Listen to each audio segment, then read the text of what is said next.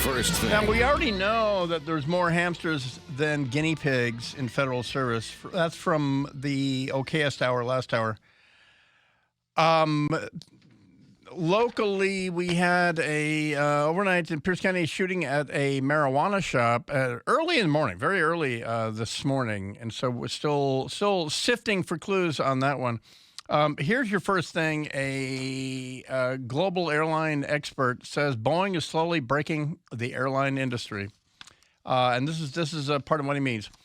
The airline industry's crisis of confidence in Boeing continued to escalate this week as some U.S. carriers said their long-term fleet plans, you should be hearing your job, have been disrupted, threatening their expectations for growth. Because here's the thing. If you have a business whose brand is getting you somewhere quickly, safely, and cheaply, they're not going to be in business for long if the door plugs keep flying off. Or if no one is confident enough to buy a ticket on your airline. Because now you can check what kind of aircraft is scheduled for a route. Now everybody does it. I don't remember a time when I guess pre-internet, you showed up and it was, what's an Airbus? You know what? But now you can check before you buy what kind of airframe it is. And for the sloppy work of a handful of people, an entire brand is going away. And I frankly, I don't see Boeing working to keep your jobs. I don't mean your job this year or next year. I mean 10 years from now. More regulatory and legal bad news for the manufacturer, including the results of an audit on Boeing's quality control. That's 2-week-old news. The door plug blowout in January and the sudden death of a Boeing whistleblower, which is just happenstance. CNBC is reporting that Boeing told Southwest it can only deliver 46 new 737 MAX aircraft this year. Problem is, the company had been expecting 79. Which is more. Boeing had been planning to expand its 737 production this year to keep up with orders, but after the Alaska Airlines incident, the FAA ordered the company to give up that expansion schedule. And with that kind of time to think about it, stockholders and airline management is going to say maybe we should shift away until Airbus starts falling out of the sky. Maybe we should shift away and advertise that we're not on 737s. Because you watch, by the way, if you're an airline and you actually employ a marketing department, they're going to say, is it written somewhere that we can't advertise? Because the general rule of thumb is if you advertise your safety record, people start thinking, well, that's a matter of time. And it's almost like highlighting a negative, that you haven't been in accidents. But if you haven't been in accidents, you're just going to think, well, you're flipping a penny and it's coming up heads 99 times.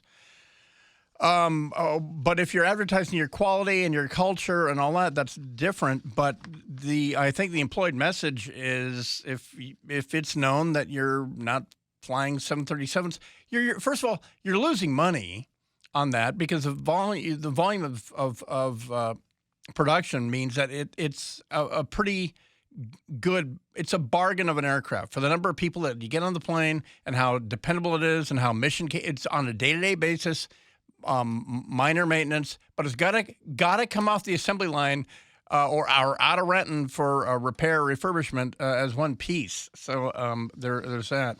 That's thing one. Boeing. Second thing. Breaking the airline industry.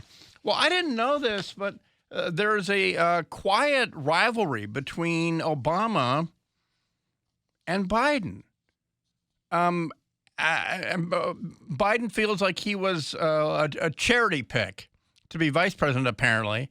And I think it was really obvious if you go back to 2008 that he was the tried and true old establishment white guy. Because there were lots of people who were using Obama's middle name and thinking that how could a guy who was raised between Hawaii and Indonesia really feel deep down like he was American?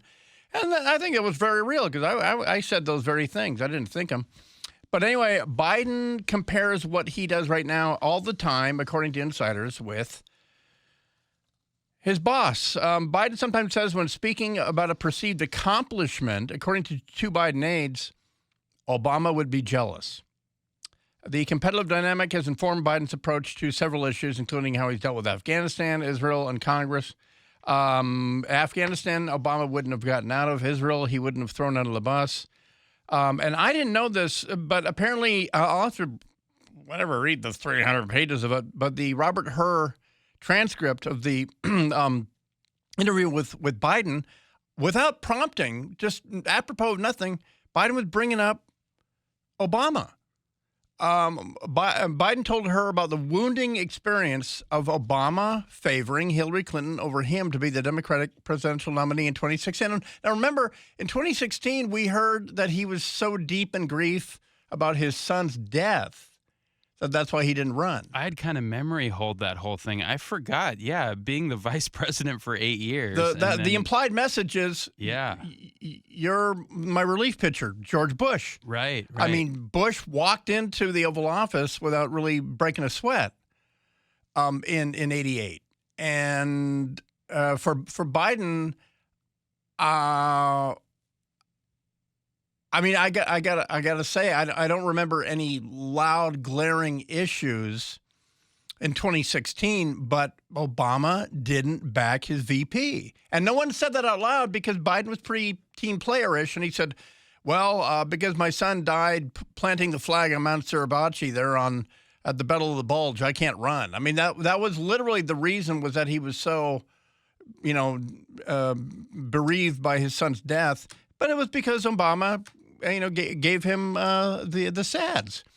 Biden recalled that, quote, a lot of people, this is from the transcript, quote, a lot of people were encouraging me to run in this period except the president. He just thought that Clinton had a better shot of winning the presidency than I did. And so did she. So did the network. So did everybody. Probably told his aides that he believed he could have beaten Donald Trump if he had run in 2016. And I would say history tells us that a VP is favored to win in that, unless your name is Nixon and you're running against a Kennedy on that. But so anyway, so apparently there's a lot more to that than we know. Publicly, that Biden. How could you not take it personally if you're that guy? Thing 3. Third thing. Well, don't throw Benjamin Netanyahu under the bus because he grew up here, so he speaks perfect unaccented American English when CNN calls, like they did yesterday. And the American media is under the impression that the Israeli people don't want him right now to defeat Hamas, and that they want a ceasefire. And if you're getting that impression from the American media, then stop it, because overwhelmingly, if you read Israeli newspapers like Jerusalem Post or Haaretz, you don't have to like Netanyahu to want to beat Hamas. And CNN apparently felt like somehow Netanyahu doesn't get a mic, he doesn't get a vote to talk back to Chuck Schumer after. I think what he said is totally inappropriate. It's inappropriate for to go to a sister democracy and try to replace the elected leadership there. That's something that the Israeli public does on its own, and we're not a banana republic. Haiti. The majority of Israelis support the policies that we're leading. Go into Rafah, destroy the remaining Hamas terrorist battalions, make sure that we don't put into Gaza, instead of Hamas, the Palestinian Authority that educates their children towards terrorism. And CNN's Danabash just is not accepting it. But I mean, this is the way it works. Imagine if Al-Qaeda had a island off of Newfoundland and 9/11 happened. Would you even recognize the place anymore?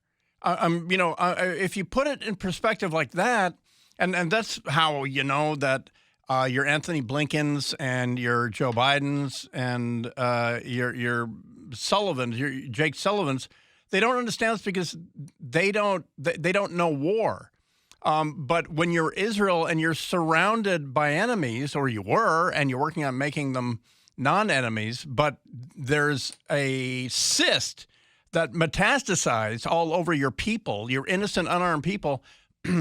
That's why I keep saying biblical. This goes back to Rome taking 3 swipes at Carthage, and on the third one saying, that's it, enough. We're not spreading it. This is not taking 200 more years. If you're not familiar with the conflict, I get familiar with it. But I mean, the Israelis, what they're doing in Gaza, in Israel, amongst Israeli people, is popular.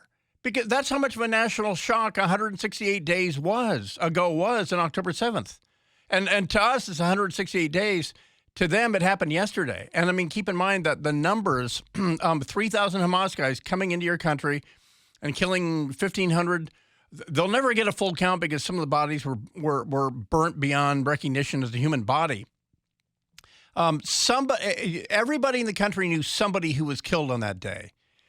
Or they know somebody who's being held hostage on that. And so Netanyahu has to disabuse CNN of that fallacy. I'm an outlier. It doesn't represent the majority of the people of Israel. It's simply a fallacy. And I'll tell you the other fallacy is they're saying, well, most Palestinians don't support the Hamas massacre. In fact, 85% of the Palestinians do support, unfortunately, the Hamas massacre. So they've got two fallacies here. And it's not because they were bombed. It's not like, oh, if they hadn't bombed them. No. On the day it happened, one hostage is relating over the weekend on Israeli TV that when she and her daughter were injured on October 7th while being taken hostage, they were brought to a hospital, and it turns out uninjured hostages were taken there too, and the nursing staff were cheering. They were ululating that Hamas had taken hostages. Not exactly the objective UN-funded place of peace that you might be thinking about. And the American media, the American people don't want to hear that there is an actual population of people that have sat there for 75 years, hating Israel so much. And then they always use a term. The creation of Israel, the creation of a Jewish state is called the Nakba, the disaster. Well, over the weekend, the Palestinian Authority in the West Bank, the other half of the Palestinian people, they called what Hamas did on October 7th a worse Nakba. That was worse than the creation of Israel. And this is what Americans don't get, is that as violent and horrible as it was, the Palestinians, the ones who support Hamas, supported doing that because they portrayed it as, well, our side finally got something right. As if that's right. Just like we were outraged when we saw people throwing out candies and cheering in Gaza on September 11th. But that really happened. That really honestly happened. And we don't want to accept that the enemy supports their side, even if their side is horribly immoral murderers of babies and stuff. Back in a second, AM 770 KTTH.